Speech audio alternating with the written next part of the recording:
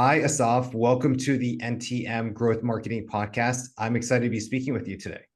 Hey, Andrew, thank you so much for having me. I'm glad to be here. When we had a little debrief a few weeks ago, something that stood out immediately on your website was Carlsbad and San Diego, which is where I reside, specifically in San Diego and then San Diego as a whole, which at first I thought that was some, weird AI tool you had on the website to make me feel, more comfort. But it's actually a client of yours. And, with that being said, I kind of got this off in a weird trajectory, but I want you to kind of bring this back into, why does Carlsbad work with you? Why does the city San Diego work with you? And what is Zencity all about? Sure. So I'll start with Zencity. So we're a platform for community trust. We help local governments increase trust with the residents that they serve through more meaningful community engagement. I'm not entirely sure what we're currently doing in Carlsbad, but I can tell you about San Diego. I know we've worked with them specifically both with the mayor's office and with the police department about testing out and seeing how their policies around tackling homelessness across the city has been working, the different initiatives that the city's been putting out and how that's been playing out in people's perception of has it brought the problem down, has it helped alleviate the challenge, and what other actions can the city take in order to solve the problems. What is your role at Zencity and what does a day in the life look like for you? Oh, so I'm the director of marketing and partnerships at Zencity. A day in the life usually involves me chatting with my amazing team. I have a really great marketing team at Zencity, and of course, collaborating really closely with the sales department, with the CS departments. If it's a good week, we'll also be speaking to a few clients to get a couple of case studies in. We're very client focused, and we're very focused on telling the stories of our clients in order to drive success, both for them and for us. So that will be a pretty heavy, pretty classic day. And of course, looking at data, seeing what inbounds come in, looking at our leads from conferences, how are they converting, trying to understand what's working, what's not working, adapting some digital campaigns, planning for the upcoming conferences that we have. So optimizing all of our resources. Are conferences a big lead generation system for you? For sure. I mean, Zencity works with governments in the GovTech space, so we're a very in-person, human touch type of industry. We meet a lot of our clients, a lot of our prospects in events and conferences around the country, around the world. Every state has their county conference maybe twice a year, their city's conference twice a year, and then have little chapters. So we're all over the country year round. And of course, there's international events as well as national events where we bring in bigger teams, more innovative booths, better designs, and even cooler swag than usual. I'd love to hear your thoughts on the in real life marketing efforts you put into place. As sometimes I speak to marketers, I grew up with AOL Instant Messenger. I'll respond back to Slack within 10 seconds anytime I get a little ding throughout the day. But sometimes even I feel myself being resistant to be in real life for marketing initiatives.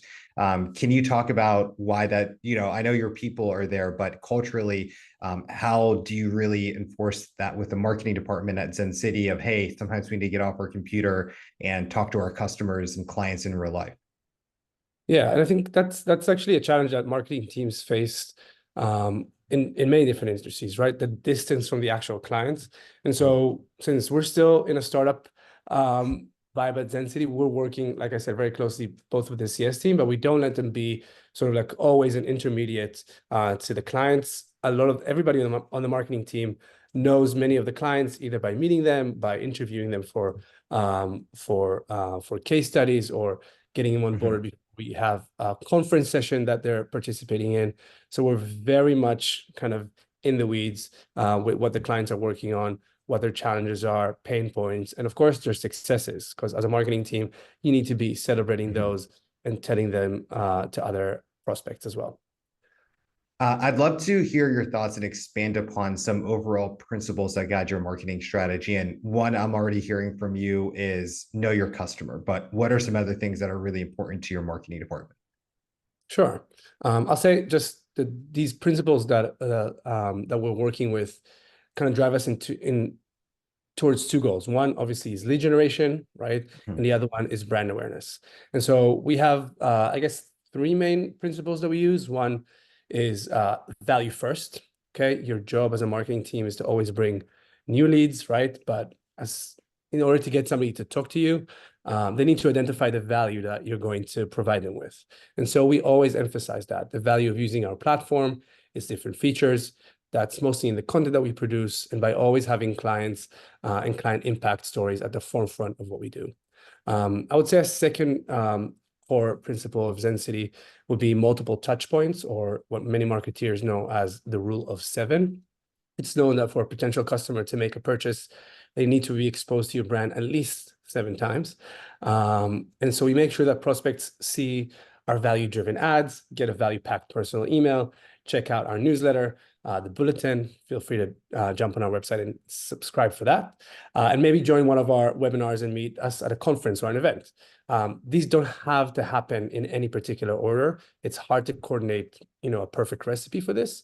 But we track these touch points to inform how the sales team then approaches each of the prospects. And I said that the third principle that guides us is innovating and refreshing what we do. Consistency is important, right? Especially in branding, but you want to also keep your audience excited about you. That doesn't mean changing your messaging, changing your values, your vision, or your mission every couple of months. Not at all. It just means being aware of industry trends, understanding what's working and what isn't, and adapting accordingly. Always beta test, always test new things out and see what's working for you. Can you share a little bit about how you think about your customer journey at Zencity? And so I say that because, I'm using this little microphone here. And this was, the buying process for me was I went to Amazon, put in Yeti microphone, and I just found the cheapest option with a few reviews. For Zencity and working with the government, it's not a one-click purchase. So what is that process like? And even in my mind, I'm thinking about how big and slow government is, and how I'm sure there's a lot of touch points and a lot of education along the way to show your value and why you're the best option for them too. For sure. So again, I think you mentioned that in your in what you just said. Now, is governments are big. Sometimes they take a long time to procure a certain service or a certain product. And also, we have to remember they're using public money, right? They need to make sure that they're using that for a good cause. They're not just spending it on some product that will sit in somebody's, desktop and nobody would, or somebody's cloud, and won't be really used and won't bring any value to the community. And so first of all, you have to be a product that they feel they need to have, they must have, not just, it's not good enough in government to be a nice to have product. No, not today. And I'll say in terms of the classic, I guess, marketing funnel, what we find it to be is more of a marketing water slide, even more fun. So you have the touch points are very diverse. You can meet somebody first at a conference, and then, we'll probably follow up with a BDR email or with a sales email if the interaction was meaningful enough. They'll then be also added to our newsletter if they've signed up for it. They'll be getting that on a monthly basis. That will have different case studies. If they're from a specific area, for example, we have a big client base in California, then we'll serve them with different case studies of cities, counties in California that they can relate to, either by proximity or by size, right? Because a 15,000 city can't really relate to what's happening in San Diego and vice versa. Right. You need to make sure you're sharing experiences from places that are similar to theirs. Benchmarking is extremely important, especially in local government. They want to know what other cities, counties are doing. If something's working for their neighbor, it'll probably work for them. And so our funnel or our water slide is very diverse. And we've also, especially with strategic accounts and we're enterprise accounts, we're using account-based marketing, really tailoring the content, really tailoring our approach, even sending our sales, to do in-person demos and visit the team. And of course, for onboarding as well, to make sure that we're really answering a need and we're really providing a value. What advice do you have for marketers of how they can have good synergy with sales? Oh, I've heard you mention sales a few times, so I have to ask, how do you create good synergy with your sales department? Yeah, I mean, there's a classic, you definitely need to have a couple of touch points with your sales teams a week, official, right? And in my opinion, it's not enough just to have the directors or the VPs talk to each other. You need to make sure that the people on the ground, right, the people on my marketing team and the people on the sales team meet each other, talk with each other, understand the sales team needs, what's working, what's not working, tell them exactly what we have planned. For example, we have, a calendar of content planned for 2024. It's pretty much set, but of course it adapts according to current events. If things come up, we change things, we add a blog, we add a report, we take something off because it doesn't seem like it's going to be relevant. The sales team needs to know what's coming. They need to know what, ammunition they're going to be getting. And so syncing is super important. And we always make sure, especially in big events, if we go back for a second to, I guess, field marketing, if there's always a salesperson at an event, of course, we'll send a marketing person if it's a big enough event to make sure that the salesperson can focus on selling while the marketing person can focus on setting up, making sure the booth's ready. If there's an event that we're doing within the conference, getting everything ready for that. If there's a speaking session that we're doing with a client, making sure that's ready to go. So we want to make sure that they have the easiest way to sell and that we're constantly in sync. Yeah. How is AI being utilized throughout Zencity and any other innovations in marketing you're really proud of at the company? Yeah, so we've been championing and pioneering AI for local governments since day one at Zencity. And there's been a time where we glorified the fact that Zencity is built on really cool and extensive AI models with the help of analysts that go through the data. Of course, there's always a human aspect that's really important. And there's been times where we had to kind of hush it down because AI was sort of like the big brother. Ooh, let's wait with this technology. And now all of a sudden, of course, we're back at this big boom of AI is back to being it's back to really improving efficiency. And so we've been, the fact that we've had such an extensive AI model has been only helpful for us because in terms of our product, because we've only been able to really expand on it really well and add AI-based features. But I'll say for the marketing team, ChatGPT is obviously a classic. We've been using that to help us with content. We never just, create a content piece strictly on ChatGPT. I think that's wrong to do. And all the marketing tools that we use have really big AI features and assistance. So that's been helping my team cut down time and really focus on strategy rather than just the little details. In the last year, there's been a lot of fear of AI coming for marketers' jobs or white-collar professions in general. So what advice would you have for marketers so they can stay ahead of the curve and not be replaced by AI in 5, 10 years, whatever that time horizon looks like? Yeah. I mean, I think with every industry, there's going to be a need to adapt. But like I said, it's about helping us, not replacing us. So as much as even if you ask ChatGPT to create a marketing strategy for whatever, they'll create something for you. But will that really be useful for your industry? Can you really plug and play that? I don't think that's where we are yet. And so marketers need to be able to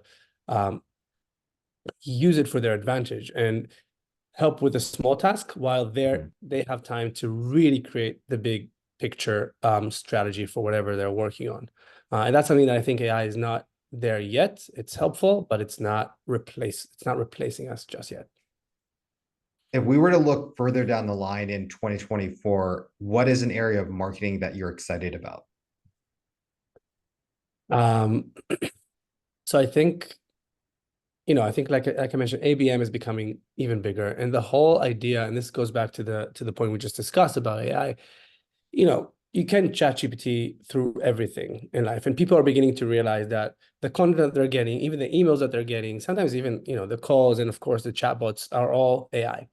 I think those who will really stand out, companies, marketeers, that will stand out, are those that will still, while the rise of digital is happening, if you use more classic marketing methods, conferences, even mail, if you do it right, anything with a personal human touch is really going to strike well with this industry. I think in 2024, we're really going to see a bit of a shift kind of back a little bit to the in-person, the human touch, so that people really feel a genuine marketing effort and not just, mass blanket shoot out to everybody that you know.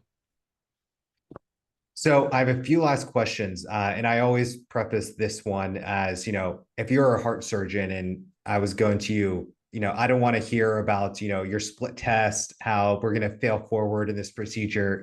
If you're my heart surgeon, you have one chance to make this work, you better make it happen. But as marketers, we have the opportunity to, split test, fail forward, whatever those cliche sayings are. And so I'd love for you to share a marketing failure you've had in your career, or a marketing campaign that didn't work out. Don't need to name companies if that's confidential. And what did you learn through that experience of a marketing initiative that didn't work out for you?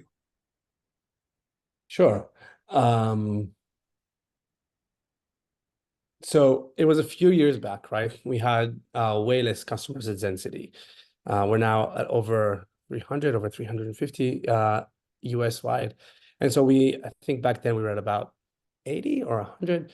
And we created this sort of marketing tool we call the benchmarker, because like I said earlier, cities, counties, they love to benchmark. They love to know what's happening in other cities and counties. And you just had to put a couple of details and to compare yourself to different communities your size, and you would get sort of what's trending, what topics are trending.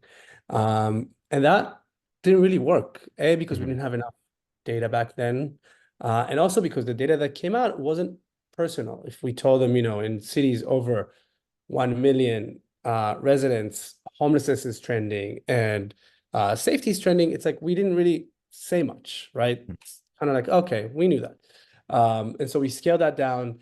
And now our benchmarking capabilities are better and they're way more in person. So we'll do reports and we'll run surveys for accounts that really want to know what's happening in similar communities. And that's already, within the product and within the service that some accounts of Zencity receive. So on the flip side, what is a marketing campaign, marketing project that you've implemented that you are really proud of? I can say that we do conferences really well. Especially there's one big conference a year that we attend called ICMA, the International City and County Managers Association. It happens in different cities around the country, and so for each of these, we try to stay away from conventional booth design when it comes to what we do there, and so we come up with a concept and we build everything in a custom design manner, right? So in 2021, right after COVID, we created the Zencity Wellbeing Bar and focused on community well-being. We had lots of healthy snacks and health and healing activities. In 2022, we built the Zencity Beach Club just because it was in the middle of Ohio and we wanted to bring the beach over. We even got a giant custom beach ball to spin around the booth, which had a real tiki bar that we then donated to one of the cities that were at the event. And then this past year, we erected the Zencity Community Park. We brought benches, picnic table, a giant gazebo, water fountain, and had our team be the park rangers. So we really want to create a memorable experience when somebody meets us at a conference. And I think the one thing that you need to be wary about here is that you don't want the concept to overshadow the product. The last thing you want is people say, great booth, but what the heck do you guys do?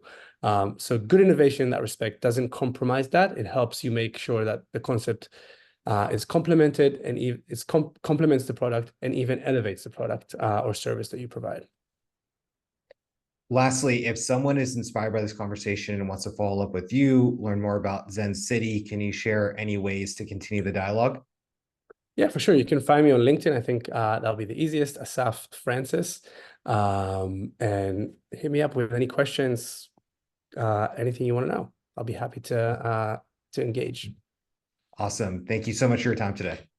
Thank you, Andrew.